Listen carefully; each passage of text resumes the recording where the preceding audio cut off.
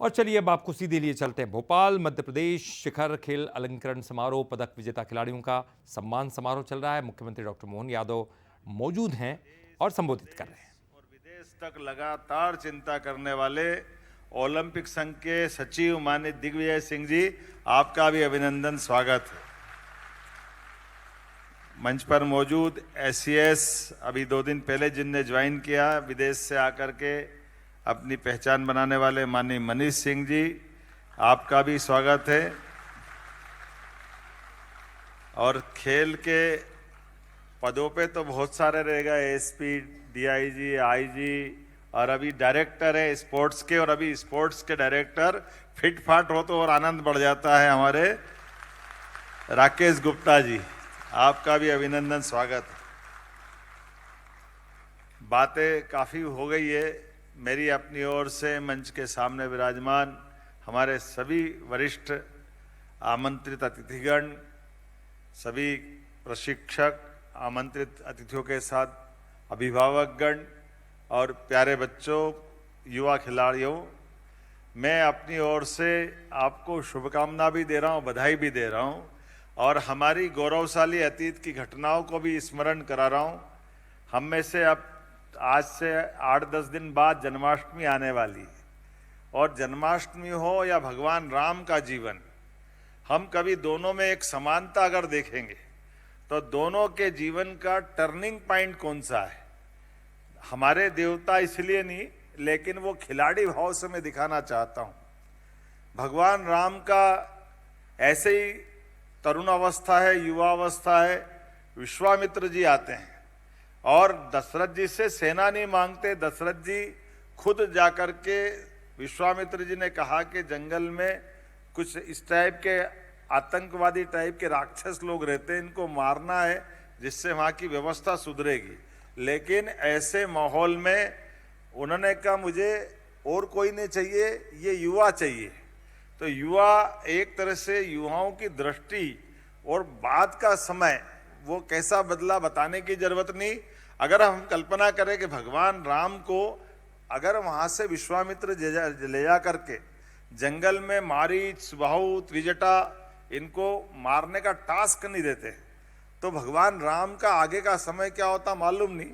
लेकिन जंगल में जाने के बाद उनने खिलाड़ी भावना के आधार पर अपने जीवन को जो पलटा है, खिलाड़ी का जीवन ये वाकई इस प्रकार का रहता है जो लोकतंत्र को भी गौरवान्वित करता है और अपनी क्षमता, योग्यता, बुद्धि से, जैसे भगवान राम ने न केवल वहां विजय प्राप्त की बल्कि आगे जाकर के उस पिनाक धनुष को तोड़ने का राजा जनक के दरबार में जो पराक्रम दिखाया वो खिलाड़ी भावना का तो था, जो स्वयंवर में माता सीता को भी लाए और दुनिया में जय जय श्री राम कहलाए।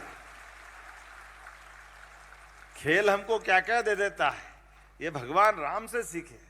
दुश्मनों से मुक्ति देता है, घर में माता सीता देखता है और पराक्रम और पुरुषार्थ देता है हमारे लिए।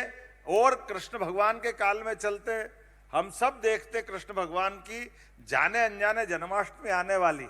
कृपा करके मैं एक चीज की तरफ आपका ध्यान आकर्षित करूंगा, कभी हमारे मुंह से निकले तो इस पे ध्यान देना।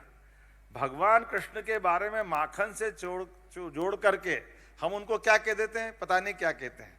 मैं आपको केवल इतना ही बताना चाहूंगा, भगवान कृष्ण के अपने घर में हजारों गायें हैं और आप उनकी गायों से घर में माखन निकलता है। आप बताओ एक बच्चा कितना माखन खाएगा?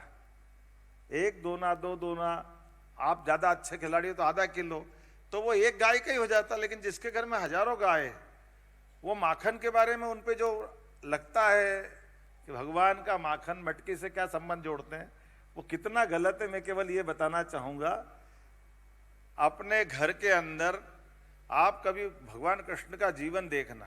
उनका जन्म तो जेल में हुआ, वो तो उनको मालूम नहीं, होश नहीं था उनका बचपन से। जब आंख खुली तो घर में उनको पूतना आ गई दूध पिला के मारने का, ये भी मान लो वो छोटे नहीं मालूम है। लेकिन उसके बाद एक के बाद एक कंस रोज उनको मारने के लिए भेजता है। वो अपने आगे चलते थोड़ा थोड़ा जीवन बढ़ता जा रहा है। लेकिन एक कभी कोई बटासुर, कभी शंखासुर, कभी कोई और वो भगवान एक एक करके सबको मारते जा रहे हैं। अब आप बताओ कि भगवान कृष्ण और यशोदा मैया नंद बाबा कितना प्रेम करते हैं, तो जिसको मारना उसको मार दिया। वो पूछते तो होंगे कि ये कौन है, यशोदा मैया से पूछते कि ये शंखासुर आया है या ये जो मेरे को मारना है ये कौन है। तो माँ उसको गले से कन्हैया को लगाती, कहती बेटा ये तुम्हारे दुश्मन है, ये कंस भेजता, तू घर से बाहर निकला मत कर, अंदर ही रहा कर। अब आप अंदाज लगा लो कि छोटा बच्चा, उसके मन में कोई आगे कंस कोई मेरा दुश्मन है जो मेरे को मारना चाहता है। अब ये घटना तो उसके दिमाग में है, कोई ना कोई दुश्मन उसको मालूम पड़ गया। अब घर में माखन बन रहा है रोज और मटकी भर भर के माखन जा रहा है, तो बच्चे के मन में कभी तो मन में आते हुआ कि माखन कहाँ जा रहा है। अब ये घटना देख करके यशोदा मैया नंद बाबा कहते कंस क्यों जा रहा है। तब उस बच्चे के मन में दुविधा आ रही है कि ये जो दुश्मन हमारा है ये हमारा माखन जा रहा है और वो इस माखन का क्या कर रहे हैं। तो बोले उनके सैनिकों को, उनके अधिकारियों को खिलाते हैं। तो कोई भी बच्चे को समझ में कैसे आएगी कि हमारा जो दुश्मन है वो हमारा माखन खा रहा है, ये कैसे हो सकता है। उसके मन में विरोध आएगा कि नहीं आएगा, वो प्रतिकार करेगा कि नहीं करेगा कि नहीं ये माखन नहीं जाने दूंगा। अब छोटा बच्चा है तो वो हाथ लगा के रोकता होगा कि नहीं मैं नहीं जाने दूंगा।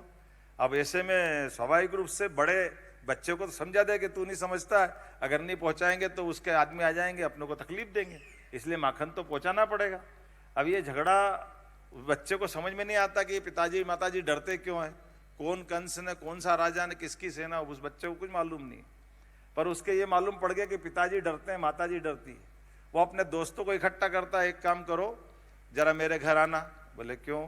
बोले मेरे घर से माखन जाता तो तुम आ जाना, ये जब माता पिता कोई काम में लगे अपन माखन खाएंगे, जितना खाएंगे खाएंगे, ढोलना ढोल देंगे, जो करेंगे, लेकिन अपने को वहां नहीं जाने देना कंस के वहां।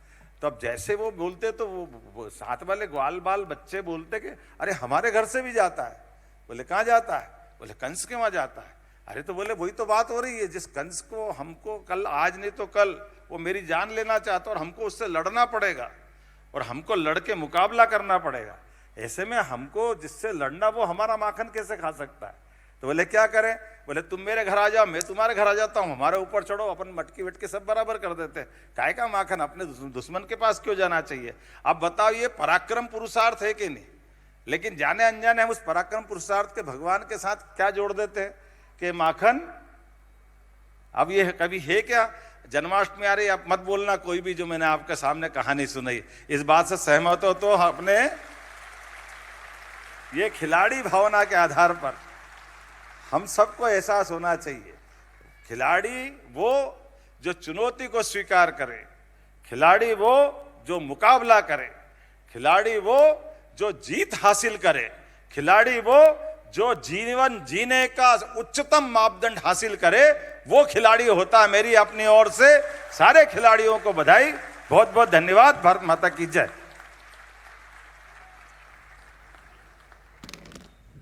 बहुत बहुत धन्यवाद माननीय मुख्यमंत्री जी, जिनको अगर बात करें ऐतिहासिक घटनाएं और साथ ही साथ अध्यात्म के लगाव, जो वर्तमान में समस्याओं का हल ढूंढने का जो इस समय पराक्रम और ऐसा उपक्रम ऐसे। तो आप मुख्यमंत्री को सुन रहे थे, वो किस तरह से खिलाड़ियों को एक कहानी के द्वारा प्रेरित करने की कोशिश भी कर रहे थे। बहरहाल एमपी की बात में फिलहाल के लिए इतना ही, लेकिन कहीं मत जाएगा क्योंकि आगे छत्तीसगढ़ की खबरों का खास बुलेटिन मोर माटी मोर खबर।